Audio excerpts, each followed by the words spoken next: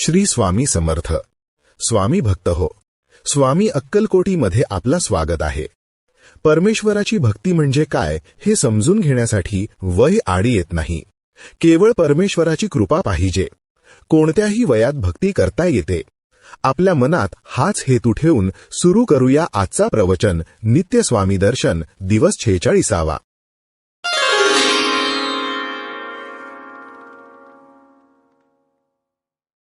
गिरनार पर्वतावर स्वामींनी सेवादासाला श्री दत्तात्रेयाच्या रूपात दर्शन दिले आणि स्वामी एकदम अंतर्धान पावले.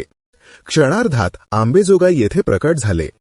तिथे ते गुराख्याच्या वेशात गुराख्यांबरोबर लहान मुलासारखे बालभावनेने रममाण होऊन गेले. कुणालाच कळले नाही की आपल्यात श्री दत्तावतारी स्वामी समर्थ वावरत आहेत. त्या गुराख्यांमध्ये एक 5 वर्षांची अतिशय सुंदर मोहक मुलगी वावरत होती. खरे तर ती योगभ्रष्ट होती.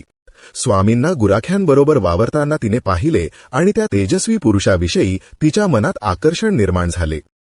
ती समर्थांना कथा सांगायची. घरची भाकरी मोठ्या प्रेमाने आणून द्यायची. तिच्या मनात स्वामींविषयी अतिशय पवित्र आणि निरागस भाव होते. म्हणून समर्थ तिच्या हातची भाकरी मोठ्या प्रेमाने खायचे. स्वामींच्या नित्य सहवासामुळे तिच्या मनात स्वामींविषयी भक्तिभाव दाटून आला. तिचे डोळे आता स्वामी कृपेने लकाकू लागले होते. तिचे मन स्वामीमय झाले होते. स्वामींना ह्याची कल्पना होती. स्वामींना रोज घरची भाकरी जणू नैवेद्य म्हणूनच ती अर्पण करायची आणि स्वामी त्या लहान गोंडस मुलीच्या हातचा भाकरीचा प्रसाद म्हणून मोठ्या प्रेमाने स्वीकार करायचे. अशा ह्या स्वामीभक्त मुलीच्या आईवडिलांच्या मनात एक विलक्षण कल्पना चमकून गेली. गावात एक अत्यंत श्रीमंत परंतु निपुत्रिक सावकार राहत होता. मूल नाही ह्याचे दुःख त्याला होते.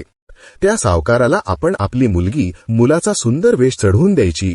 मुलगी लहान असल्यामुळे ती ह्या वयात मुलगा म्हणूनच वेश पालटिल्यावर शोभून दिसेल. आपण हिला सावकाराला दिली तर निदान तिचे उत्तर आयुष्य चांगले जाईल आणि सावकाराने आपल्यावर ह्या निमित्ताने आर्थिक कृपा केली तर आपली गरिबी कदाचित संपुष्टात येईल.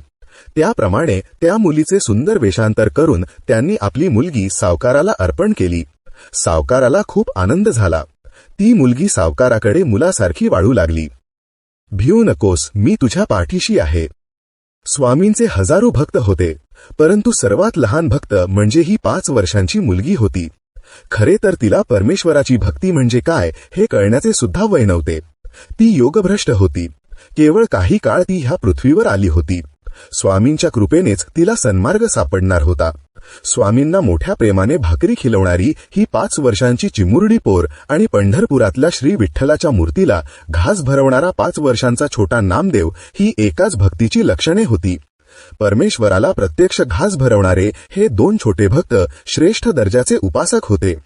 माझ्या परमप्रिय स्वामी भक्तांनो, स्वामींचे स्मरण कुठल्याही वयात करता येते हा दिव्य संदेश आपण घ्यायचा आणि प्रत्येक क्षण उपासनेतच घालवायचा.